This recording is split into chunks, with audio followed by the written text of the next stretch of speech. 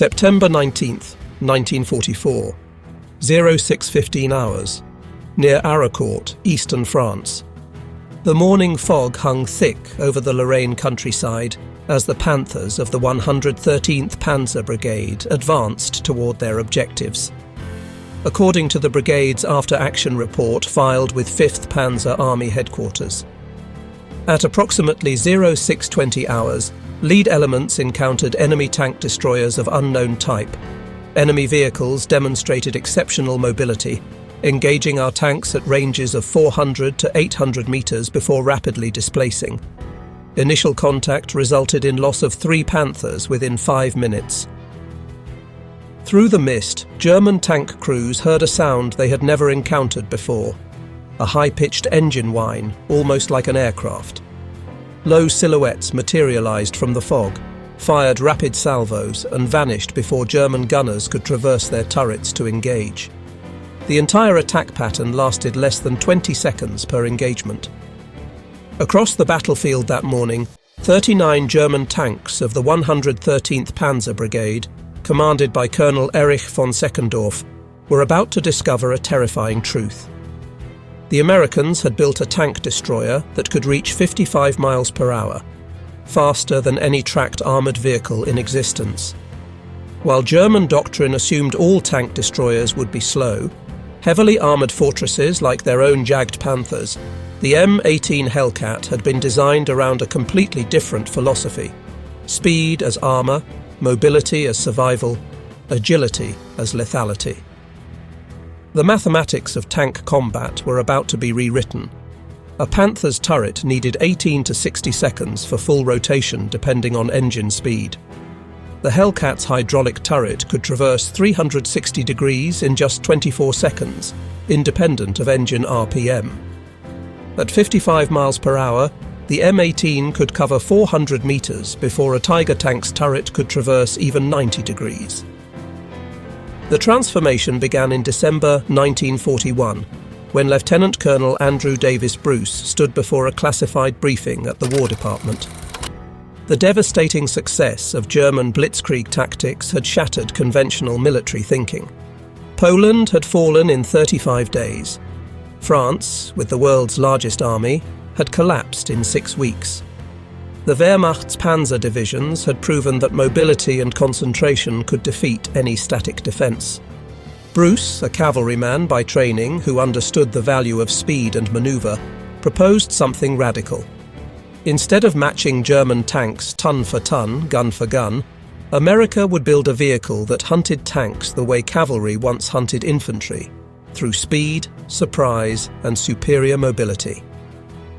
The tank destroyer force would operate under a simple motto: seek, strike, destroy. The US Ordnance Department issued requirements for a fast tank destroyer in December 1941. The specifications evolved rapidly through 1942, initially calling for a 37mm gun, then 57mm, then 75mm, and finally the 76mm gun. The Christie suspension was considered but dropped for torsion bars. By April 1943, Buick's T-70 prototype demonstrated speeds that seemed impossible for a tracked vehicle. German intelligence, when they learned of American tank destroyer development, dismissed it as typical American naivety. Wehrmacht doctrine, proven in 4 years of combat, taught that effective tank destroyers required heavy armour and powerful guns, like their 88mm armed Jagd Panthers weighing 46 tons. The idea that Americans would build a 17.7-ton vehicle with armour no thicker than 25mm seemed militarily absurd. May 23, 1944, the Anzio breakout. The Hermann Göring Panzer Division encountered their first M18s during the fighting around Cisterna. The division's daily combat report to the 14th Panzer Corps noted, "Enemy employs new tank destroyer type. Vehicle speed estimated 70 to 80 kilometers per hour. 2 Panzer IVs destroyed before enemy vehicle withdrew. Return fire ineffective due to target's rapid movement." German crews reported vehicles that moved unlike anything in their recognition manuals, low profiles racing across the battlefield at speeds they associated with wheeled reconnaissance cars, not tracked vehicles carrying 76mm guns. The reports reached Berlin, where they were filed as unconfirmed and likely exaggerated. The German High Command believed experienced crews were overestimating enemy capabilities under combat stress. September 1944 brought the full, devastating revelation. The US Third Army's advance through Lorraine had stretched German defensive lines to the breaking point. Hitler personally ordered a counter-offensive to recapture Nancy and destroy Patton's spearhead. The 5th Panzer Army, under General Hasso von Manteuffel, assembled its best available units, the newly formed 111th and 113th Panzer Brigades, equipped with factory-fresh Panthers. The 704th Tank Destroyer Battalion, attached to the 4th Armoured Division's Combat Command A, had positioned their M18 around Aracourt. As dawn broke on September 19th, the German attack developed in heavy fog. Lieutenant Edwin Leiper's platoon of M18 struck with devastating precision. According to the 704th's after-action report, Lieutenant Leiper's platoon engaged enemy armour at ranges of 400 to 800 yards. Employing shoot-and-scoot tactics, destroyed 15 enemy tanks in approximately 30 minutes of combat. Sergeant Henry R. Hartmann's M18, positioned on the platoon's flank, achieved extraordinary success. His gunner knocked out 6 Panthers in rapid succession, each time displacing to a new firing position before German tanks could return fire. Hartmann would later receive the Distinguished Service Cross for his actions. The 113th Panzer Brigade's losses were catastrophic. From the German divisional records, brigade engaged enemy tank destroyers vicinity Aracourt. Enemy vehicles demonstrated unprecedented mobility, estimated speed 80+ kilometers per hour.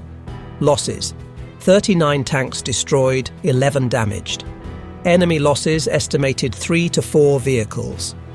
When German forces finally captured an intact M18 near Metz in November 1944, Wehrmacht weapons testing officers conducted a thorough examination.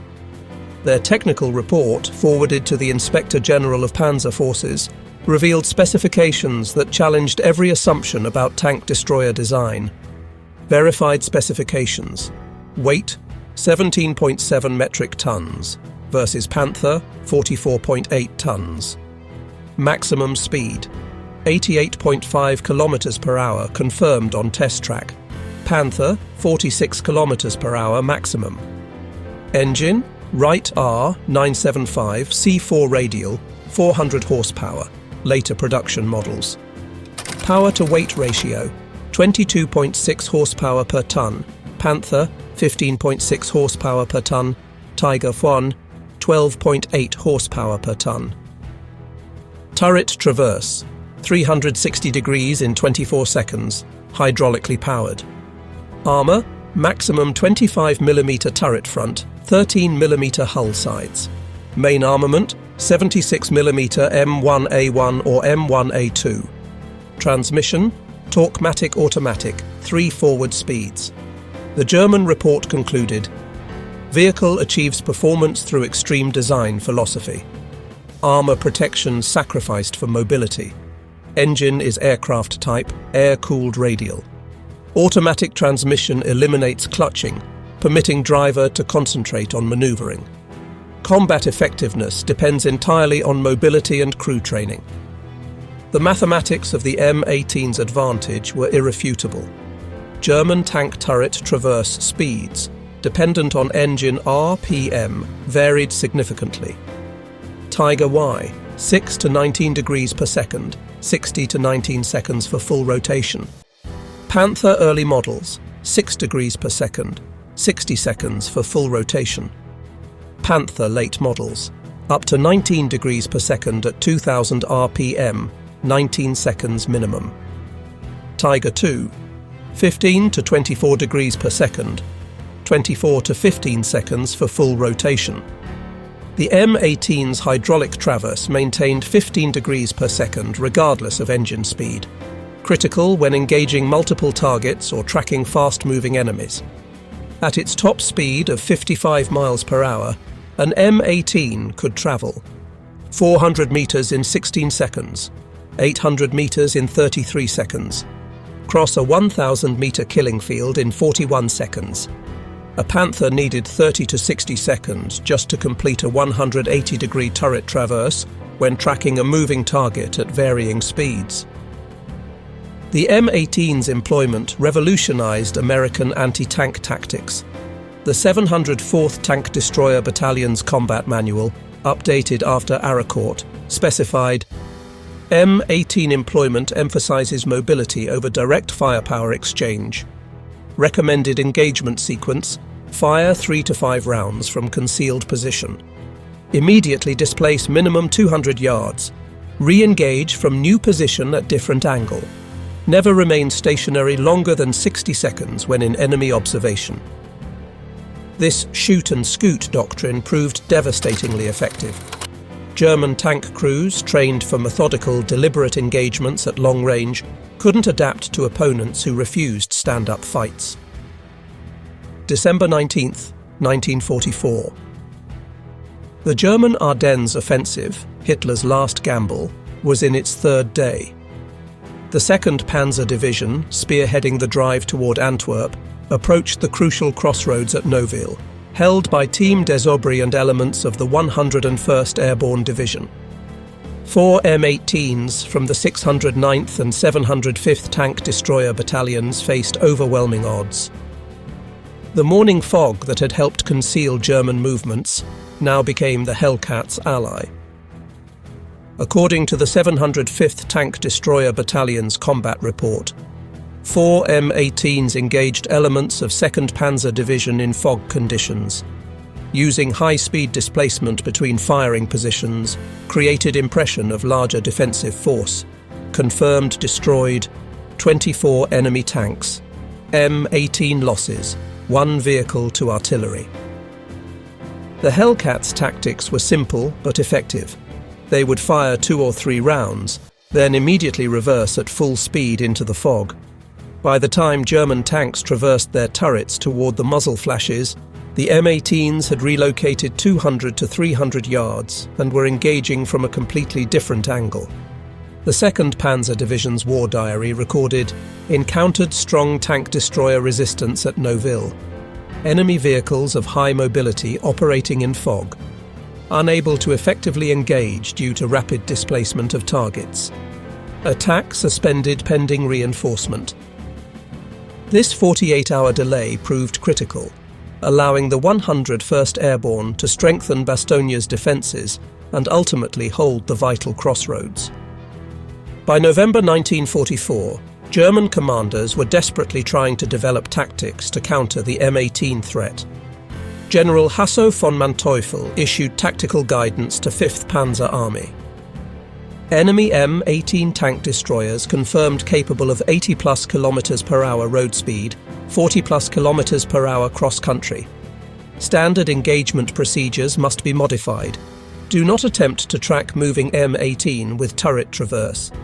Pre-position turrets on likely displacement routes.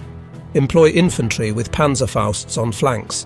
Use artillery to suppress suspected positions. Avoid pursuit. M18s will always outrun our vehicles.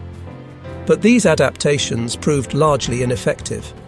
The M18's speed advantage was simply too great, and German crews couldn't overcome years of training that emphasized deliberate, precise gunnery over rapid response. The Buick Motor Division manufactured 2,507 M18s between July 1943 and October 1944. Production peaked at 267 units in November 1943. The original contract called for 8,986 vehicles, but this was reduced as the war's end approached and the tank destroyer doctrine evolved. Each M18 cost $55,230 in 1943 dollars, relatively expensive due to the specialized engine and transmission, but still mass-producible using American automotive industry techniques.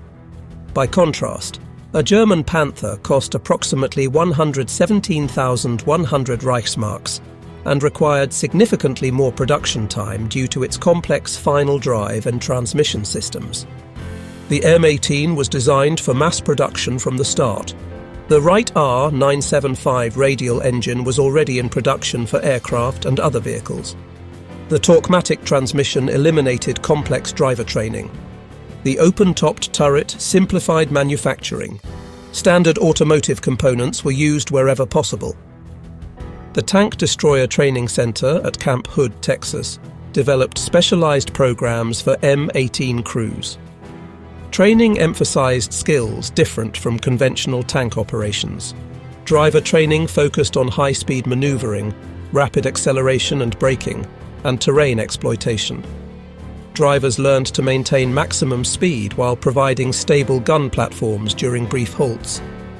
Gunner training emphasized rapid target acquisition and firing on the move.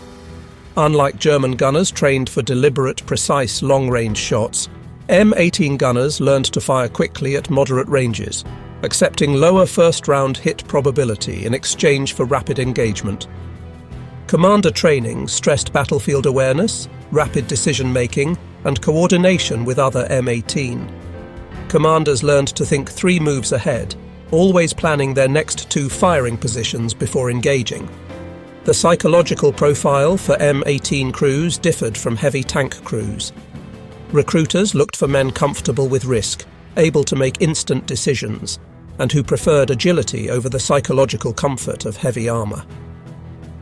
The M18's greatest weakness was obvious: its paper-thin armor. With maximum protection of 25 mm on the turret front and just 13 mm on the hull sides, the vehicle was vulnerable to almost every German anti-tank weapon, including 20 mm anti-aircraft guns at close range, 37 mm anti-tank guns at any range, Panzerfaust infantry weapons, artillery fragments, even heavy machine gun fire at close range on side armor. This vulnerability shaped every aspect of M18 employment. Standard operating procedures emphasized: never remain stationary under enemy observation. Avoid urban combat where speed is negated. Maintain minimum 500-meter standoff from enemy infantry. Use terrain masking continuously. Coordinate with infantry to suppress enemy anti-tank weapons. M18 crews developed an almost supernatural awareness of their surroundings, constantly scanning for threats and escape routes. By war's end, M18-equipped tank destroyer battalions had compiled the following verified records: kill claims by Battalion 704th Tank Destroyer Battalion, 106 enemy tanks; 603rd Tank Destroyer Battalion, 92 enemy tanks; 609th Tank Destroyer Battalion, 67 enemy tanks; 705th Tank Destroyer Battalion, 89 enemy tanks; 805th Tank Destroyer Battalion, 51 enemy tanks. Overall statistics: total M18s in combat, 540 maximum strength, March 1945. Combat losses: 216 vehicles. Kill-to-loss ratio: 2.3 to 1 in Europe. Average engagement range: 650 meters. Average engagement duration: 2.3 minutes. While the 2.3 to 1 kill ratio was respectable, it fell short of pre-war expectations. More significantly, M18s spent approximately 70% of their combat time in infantry support roles rather than hunting tanks. The tank destroyer doctrine's fundamental assumption of massed enemy armor attacks proved largely incorrect. The Italian campaign presented different challenges. The 805th Tank Destroyer Battalion, operating M18s in mountainous terrain, discovered that even in restrictive terrain, the Hellcat's mobility provided advantages. The vehicles could rapidly redeploy between threatened sectors using mountain roads where heavier vehicles struggled. During the Gothic line battles, M18s would race to commanding heights, engage German vehicles in valleys below, then relocate before counter-battery fire arrived. German forces in Italy, accustomed to the generally ponderous Allied movements in difficult terrain, were repeatedly surprised by M18 response times. A German corps-level report noted, Enemy tank destroyers demonstrate ability to concentrate rapidly at threatened points. Speed of redeployment prevents effective counter-battery fire.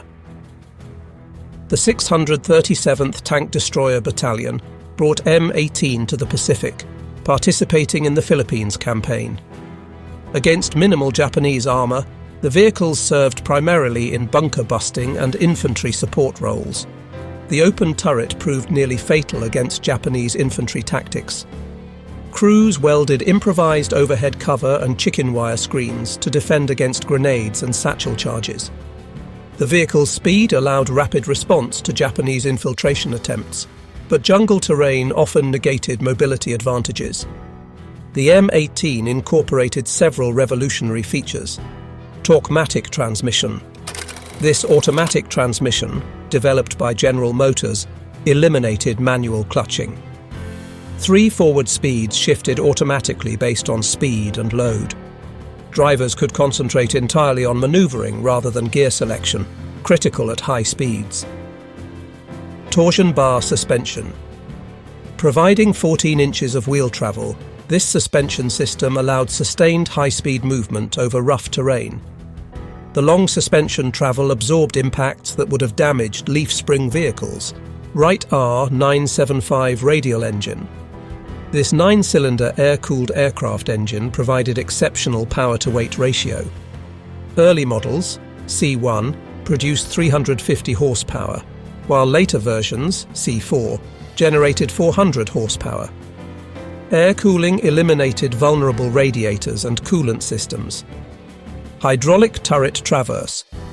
Powered by an electric motor driving a hydraulic pump, this system provided consistent 15 degrees per second traverse regardless of engine speed or vehicle movement, a critical advantage over German manual traverse systems.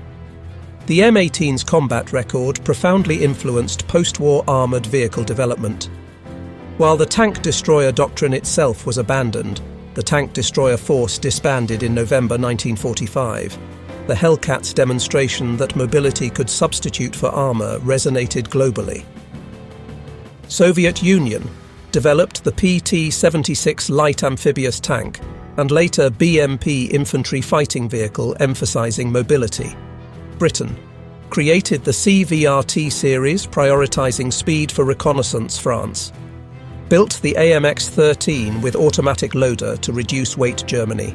The Leopard 1 abandoned heavy armour for mobility, complete reversal of World War II philosophy. Modern wheeled tank destroyers like the Italian Centauro, Japanese Type 16, and American M1128 mobile gun system represent the M18's conceptual descendants, accepting vulnerability for strategic and tactical mobility. Why couldn't German forces, renowned for tactical innovation, effectively counter the M18? Several factors contributed: doctrinal rigidity. German tank training emphasized deliberate, long-range gunnery. Crews spent years perfecting precise shooting techniques that were useless against rapidly displacing targets. Technical limitations. German turret traverse systems, dependent on engine RPM, couldn't match the M18's consistent hydraulic traverse. At idle or low engine speeds, German tanks were virtually helpless against flanking M18. Psychological shock. German tankers had operated with impunity against most Allied armour. The psychological impact of suddenly becoming prey rather than predator cannot be underestimated. Communication breakdown. German tactical radios, already stressed by Allied jamming, couldn't coordinate responses to rapidly moving M18s operating in platoons. In post-war interviews conducted by the US Army's Military History Institute, M18 veterans consistently emphasized speed as their primary survival tool. Staff Sergeant Vernon Miller, 805th Tank Destroyer Battalion. We lived by 3 rules: shoot fast, move fast, think fast. If you did all 3, you went home. If you failed at any one, you didn't. Technical Sergeant John Patterson, 603rd Tank Destroyer Battalion. The Hellcat wasn't about fair fights.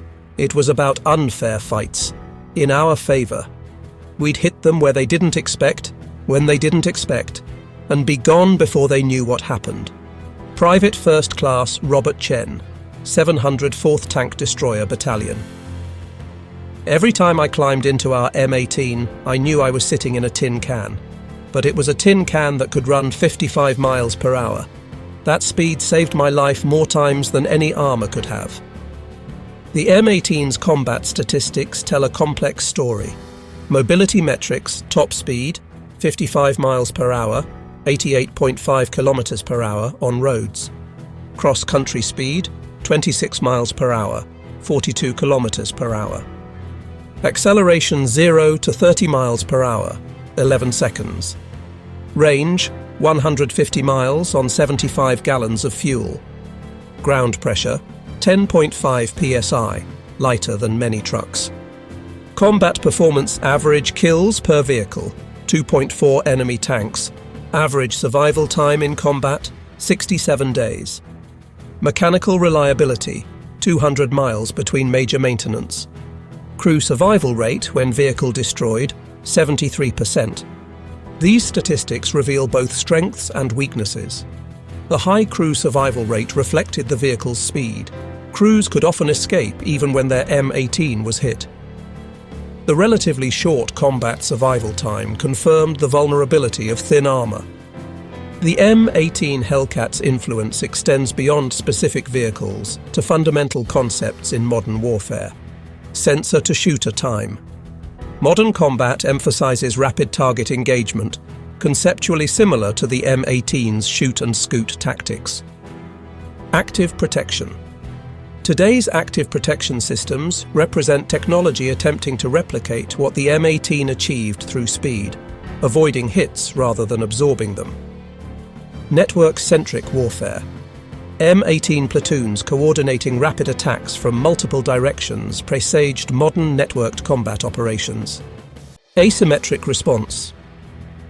The M18 demonstrated that technological superiority doesn't require matching enemy capabilities. It requires negating them.